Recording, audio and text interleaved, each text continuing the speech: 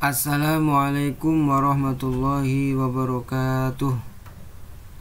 Selamat pagi anak-anak. Apa kabar hari ini?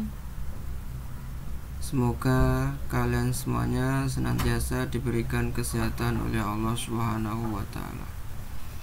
Anak-anak, sebelum kita memulai pembelajaran hari ini, marilah kita berdoa terlebih dahulu.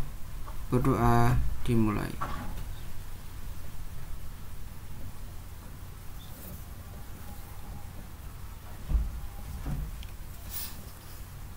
Anak-anak, materi hari ini adalah memupuk rasa persatuan pada hari yang kita tunggu.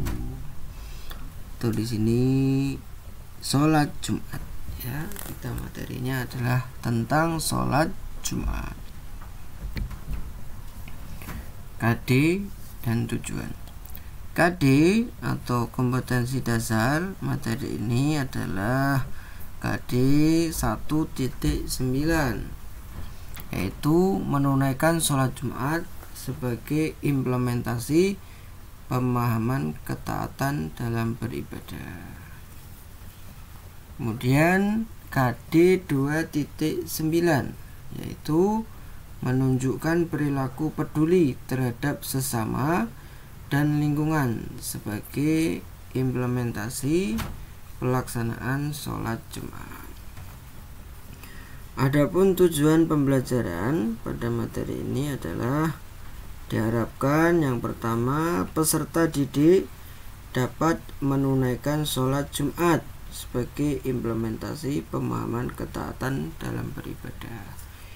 Jadi kalian diharapkan senantiasa menunaikan sholat Jumat, terkhusus untuk laki-laki. Kemudian yang kedua, peserta didik dapat menunjukkan perilaku peduli terhadap sesama dan lingkungan sebagai implementasi pelaksanaan sholat Jumat.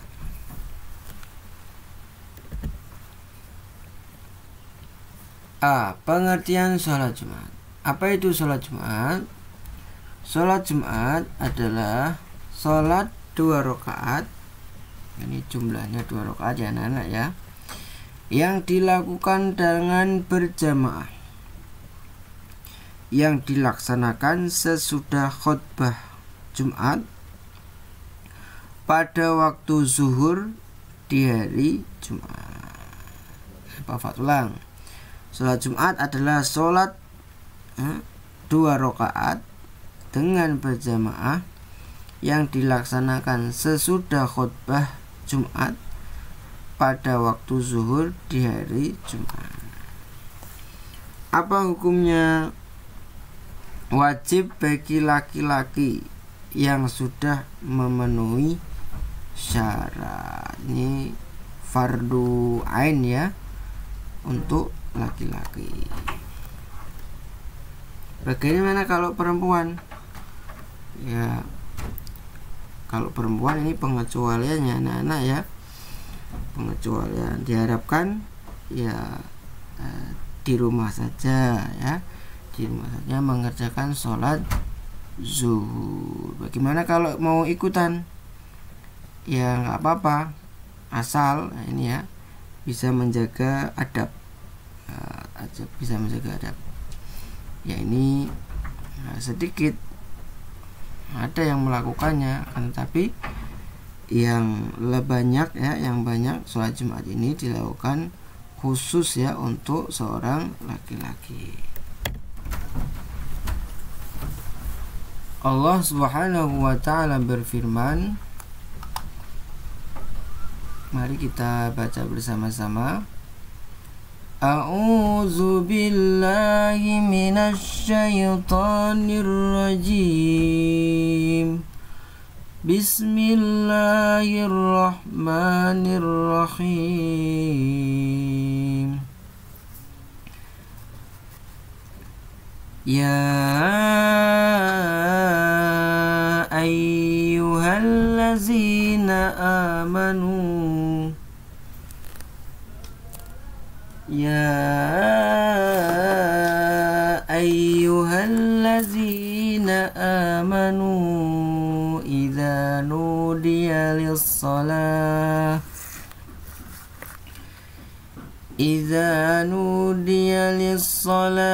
min yaumil jumu'ati fas'au ila zikrillahi wa zarul bai' dzalikum khairul lakum in kuntum ta'lamun.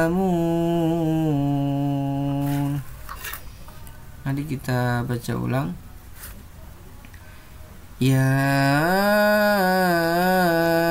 ayyuhallazina amanu idza nudiya lis-salati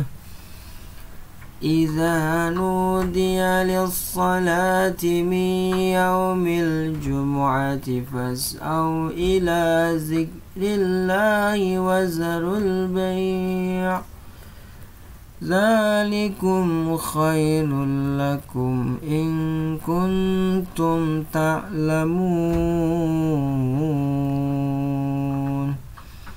Yang artinya, hai orang-orang yang beriman, apabila diseru untuk menunaikan salat Jumat, maka bersegeralah kamu kepada mengingat Allah dan tinggalkanlah jual beli. Yang demikian itu lebih baik bagimu jika kamu mengetahui. Quran Surat Al-Jumu'ah, surat yang ke-62 ayat yang ke-9. Jadi anak-anak, kalau ada panggilan pada hari Jumat, maka segera, jangan menunggu azan dulu baru berangkat ya. Kalau bisa datang lebih awal supaya tadi mendapatkan keutamaan, mendapatkan pahala dari Allah Subhanahu wa taala. Ini bersegera ya, umpama sedang jual beli ya, tinggalkan dulu, ditutup dulu ya, warungnya. Karena apa? Karena itu lebih baik ya jika mengerti. Yang B, syarat wajib sholat Jumat. Nih ya, syarat wajibnya yang pertama Islam. Jadi harus Islam, tidak boleh selainnya. Kemudian yang kedua baligh atau sudah dewasa. Anak-anak tidak diwajibkan. Kemudian yang ketiga berakal. Orang gila tidak wajib ya, berakal. Nah, sudah bisa membedakan mana yang baik, mana yang tidak baik. Kemudian yang keempat, laki-laki, perempuan tidak diwajibkan. Yang kelima sehat ya, sehat badannya. Orang yang sedang sakit atau berhalangan tidak diwajibkan. Ini sakitnya sakit yang parah tentunya ya. Kemudian yang keenam, menetap atau bermukim di penduduk asli ya. Orang yang sedang dalam perjalanan atau musafir tidak diwajibkan. Kemudian yang C, syarat sah mendirikan sholat Jumat. Yang pertama, dilaksanakan di tempat yang dijadikan tempat bermukim penduduknya, baik di perkotaan maupun di pedesaan. Jadi tempatnya itu sudah tetap ya, masjid itu digunakan untuk sholat Jumat, jadi bukan berpindah-pindah. Kemudian yang kedua, dilaksanakan secara berjamaah. Dia harus jamaah, tidak boleh sholat Jumat sendiri. Dan yang ketiga, dilaksanakan pada waktu zuhur. Di waktu zuhur, sholat Jumat dilaksanakan didahului 2 khutbah. Jadi ada khutbahnya. Kemudian yang D, rukun khutbah Jumat. Jadi seorang khotib atau orang yang khutbah, yang bertugas menjadi khutbah yang menyampaikan materi, yang pertama yang harus dibaca adalah mengucapkan puji-pujian kepada Allah Subhanahu wa taala. Baca alhamdulillah begitu ya. Dan yang kedua, membaca sholawat atas Rasulullah. Allahumma sholli ala sayyidina Muhammad wa ala ali sayyidina Muhammad. Dan yang ketiga, mengucapkan 2 kalimat syahadat. Asyhadu an la ilaha illallah wa asyhadu anna Muhammadar Rasulullah. Yang keempat, berwasiat takwa ya. Usikum wa nafsi bitaqwallah ya. Ini hadirin, marilah kita bertakwa kepada Allah Subhanahu wa taala. Contohnya seperti itu. Dan yang kelima, membaca ayat Al-Qur'an. Ada salah 1-2 khutbah ayat Quran. Kemudian berdoa untuk semua orang Islam pada khutbah yang kedua. Jadi Allahumma ighfir lil muslimina wal muslimat wal mu'minina wal mu'minat dan yang lain sebagainya. Kemudian yang E, syarat khutbah Jumat. Yang pertama, khutbah Jumat dilaksanakan tepat siang ya. Siang hari saat matahari tinggi mulai bergerak condong ke arah barat. Jadi di waktu zuhur ya anak-anak ya. Kemudian khutbah Jumat dilaksanakan dengan berdiri ya, jika mampu. Ini khotibnya berdiri, tidak boleh duduk ya. Kemudian yang ketiga, khotib hendaklah duduk di antara 2 khutbah. Jadi ketika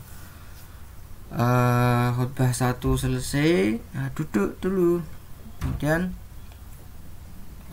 berdiri untuk melanjutkan khutbah yang kedua.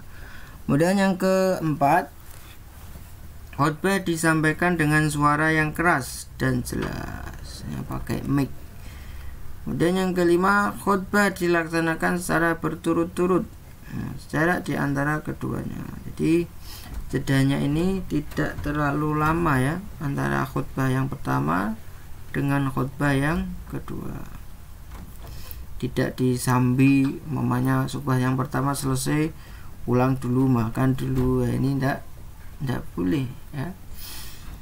Harus tadi berturut-turut. Kemudian yang keenam, khotib suci dari hadas dan najis. Dan yang ketujuh, khotib menutup aurat. Jadi auratnya harus tertutup. Sunnah khutbah Jumat. Ini sunnah itu apabila dilakukan mendapatkan pahala, bila tidak ya tidak dapat pahala. Yang pertama, khutbah dilaksanakan di atas mimbar, di podium ya. Kemudian yang kedua, khutbah disampaikan dengan kalimat yang fasih, terang dan mudah dipahami. Yang ketiga, khotib menghadap ke jamaah sholat Jumat. Khotib membaca sholawat atau yang lainnya di antara 2 khutbah. Yang kelima, khotib menertibkan 3 rukun, yaitu dimulai dengan puji-pujian, sholawat Nabi dan berwasiat. Yang keenam, jamaah sholat Jumat hendaklah diam, tenang dan memperhatikan khutbah Jumat. Yang ketujuh, khotib hendaklah memberi salam. Yang kedelapan, khotib hendaklah duduk di kursi mimbar sesudah memberi salam dan mendengarkan azan. Duduk dulu ya di kursi mimbar. Sunnah yang berkaitan dengan sholat Jumat. Ini anak-anak, sebelum berangkat sholat Jumat ini ada hal-hal yang disunahkan. Apabila kalian lakukan akan mendapatkan pahala. Yang pertama, mandi terlebih dahulu sebelum pergi ke masjid. Memakai pakaian yang bagus, disunahkan berwarna putih, yang putih. Yang ketiga, memakai wangi-wangian.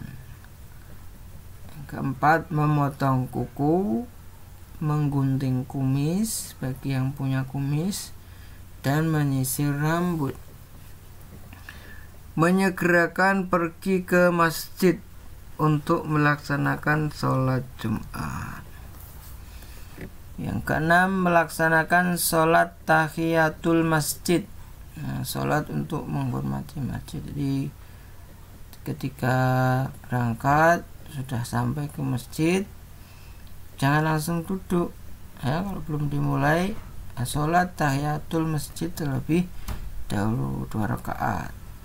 Yang ketujuh, membaca Al-Quran atau zikir sebelum khutbah. Baca Al-Quran, surat Al-Kahfi ya, atau zikir. Kemudian yang kedelapan, memperbanyak doa dan salawat atas Nabi Muhammad Sallallahu Alaihi Wasallam. Ini ketika ingin mendapatkan pahala sebelum sholat Jumat, ini lakukan ini. Begitu ya anak-anak ya, paham? Insyaallah. Adab melaksanakan sholat Jumat. Nah, ketika khotib selesai khutbah yang kedua ya, kemudian hendak mendirikan sholat Jumat, hal yang harus diperhatikan yang pertama, meluruskan shaf atau barisan sholat. Shaf di depan yang masih kosong segera diisi. Salah satu kesempurnaan sholat berjamaah adalah shaf lurus dan rapat. Jadi ini ya, diharapkan shafnya sempurna, rapat, lurus. Kemudian yang kedua, ketika khotib sedang berkhutbah tidak boleh berbicara satu kata pun ya.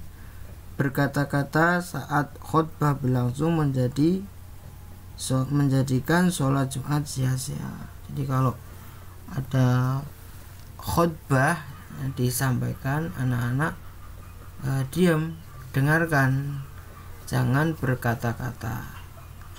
Kenapa? Kalau kalian lakukan itu, jadi ngomong sendiri gitu ya, maka sholat Jumat kalian sia-sia, malah mendapatkan dosa. Nauzubillah min dzalik. Jadi dihindari ya anak-anak ya. Diam, dengarkan khotib menyampaikan khutbahnya. Apa hikmah melaksanakan sholat Jumat? Hikmahnya adalah yang pertama, memuliakan hari Jumat. Dimuliakan hari Jumat.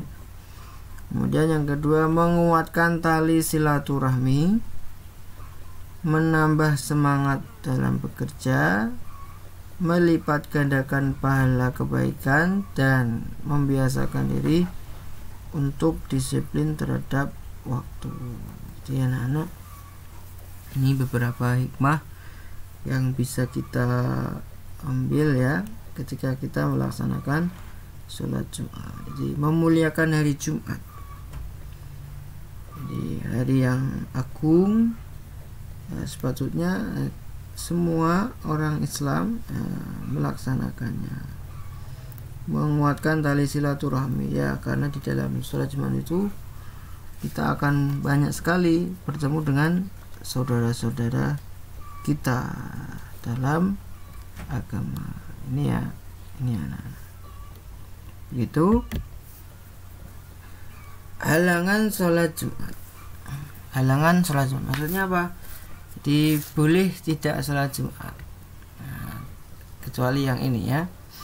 Yang pertama, orang yang sakit diperbolehkan tidak melaksanakan sholat Jumat. tetapi harus melaksanakan sholat zuhur. Namanya sakit sehingga tidak bisa datang untuk sholat Jumat, maka harus melaksanakan sholat zuhur. Dan yang kedua, hujan lebat, angin kencang, bencana alam yang menyulitkan untuk melaksanakan sholat Jumat. Dan yang ketiga, musafir atau orang yang sedang dalam perjalanan jauh di hari Jumat melakukan perjalanan ini tidak wajib sholat Jumat, tapi sholat zuhur harus dilaksanakan. Kemudian yang keempat, perjalanan menuju ke tempat sholat Jumat tidak aman. Ini halangan, namanya ada penutupan jalan atau sehingga tidak boleh ke masjid. Nah, ini sholat zuhur di rumah, itu tidak sholat Jumat. Alhamdulillahirabbil alamin. Demikian anak-anak materi tentang sholat Jumat. Semoga bisa dipahami dan dimengerti. Apabila ada hal-hal yang ingin ditanyakan, bisa menuliskan pertanyaan di kolom komentar. Wassalamualaikum warahmatullahi wabarakatuh.